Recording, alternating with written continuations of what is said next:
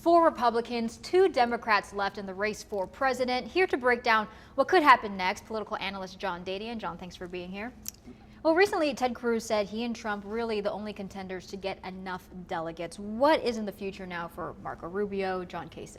Well, this is another Super Tuesday coming up, so everybody's expecting that to be the watermark. That I do think both of them will drop out after that, but the polls in Ohio are very close between Kasich and Trump, so everybody's waiting. If Kasich can win his own home state, keep in mind that's where the convention is also, possibly could stall the Trump machine going forward. And let's talk about Ohio and Florida. Just how critical are those 2 states? Absolutely critical. Again, Rubio thinks he can win Florida, but the last polling I saw showed him almost 20 points behind Trump. If Trump wins Florida and Ohio, it's all over, that he will be the nominee. If he doesn't win both of those, et cetera, he could possibly fall short as far as getting delegates before the convention. And going back to Marco Rubio, why is he just not doing as well as many people thought he was going to do early on? It's one of the oldest rules in the book. No matter how good a candidate you are, and a lot of people saw him as a big up-and-comer, is you can't be a good candidate if you run a bad campaign. And he's made what I call a lot of rookie mistakes. So it's just, and he's going against some tough competitors. So when you're making those bad mistakes,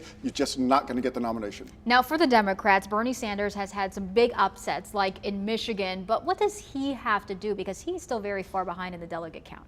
Hillary Clinton clearly is going to have enough delegates, especially because the Democrats have a different system than Republicans as far as super delegates. So she will get the nomination. However, I think the biggest fear of the Clinton campaign, and we've seen this throughout history, is if Bernie Sanders gets enough delegates to make a speech on the floor at the convention and disrupt things. A lot of people think when Pat Buchanan did that, that hurt George Bush. 1976, when Ronald Reagan did it, that hurt Ford's chances. So that's the biggest fear, that he's going to push to get some of his very liberal ideas on the platform. So it's still not over, and you said we're going to be hearing something in the next few weeks. Oh, I think on the Republican side, we'll see it thin down to a one-on-one between Cruz and Trump. Those probably will be the last 2 standing. Got it. Anything else for the Democrats that you feel is important to add?